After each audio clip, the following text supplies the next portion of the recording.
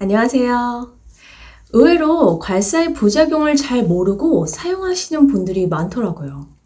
괄사는 올바르게 사용하면 큰 효과를 볼 수 있지만 자칫 잘못 사용하면 오히려 피부에 독이 될 수 있습니다. 괄사는 피부를 자극해서 림프순환을 도와 그 붓기를 빼고 얼굴선을 정리하는 데 효과적인데요. 그런데 림프는 그 피부를 살짝만 눌러도 충분히 자극된다는 사실 알고 계셨나요? 특히 얼굴은 다른 부위보다 피부가 얇고 예민하기 때문에 절대 세게 문지르면 안 됩니다.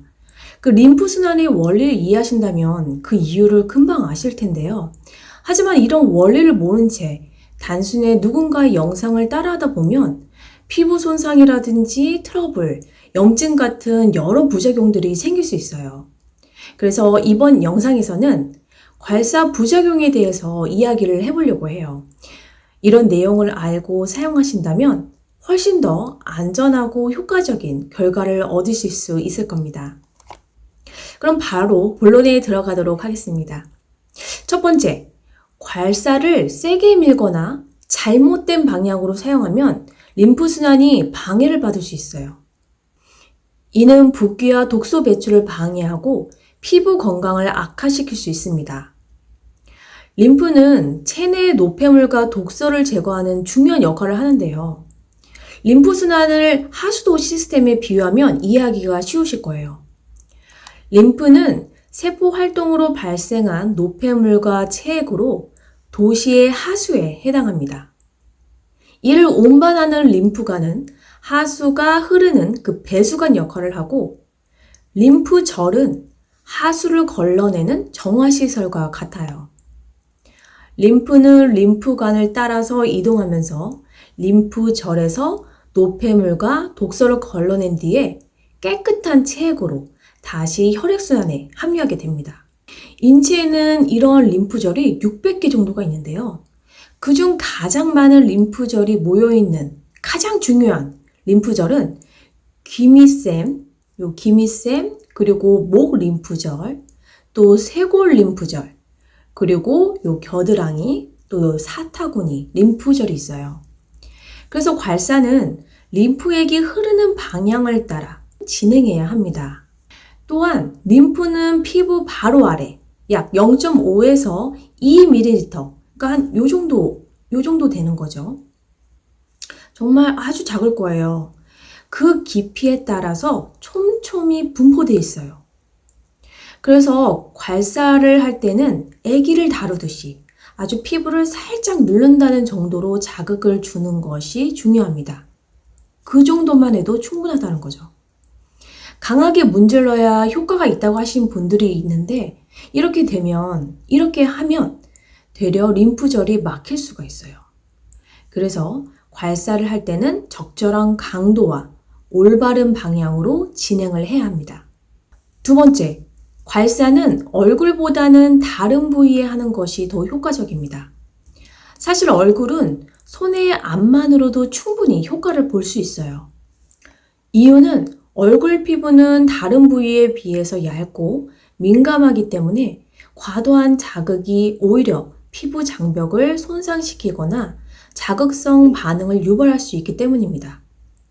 반면 등이라든지 다리 같은 부위는 상대적으로 피부가 두껍고 근육이 많아서 그 괄사의 자극을 통해서 혈액순환이라든지 림프 배출 효과를 극대화하기에 더 적합해요. 특히 이 두피를 먼저 풀어주는 것이 그 괄사의 효과를 극대화하는 데 더 중요한데요.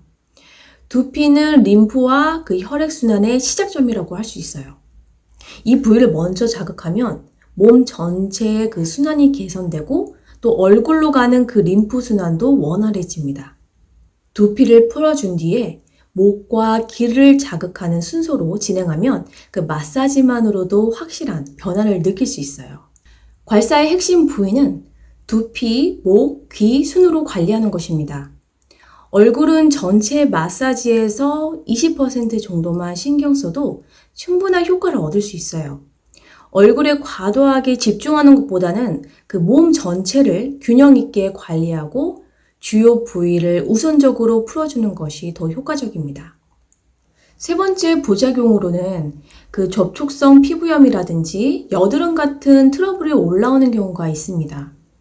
지속적인 피부 접촉이라든지 괄사 마사지를 할 때 사용하는 그 윤활제인 그 오일류, 이런 것들이 모공을 막아서 염증이 악화될 수가 있어요.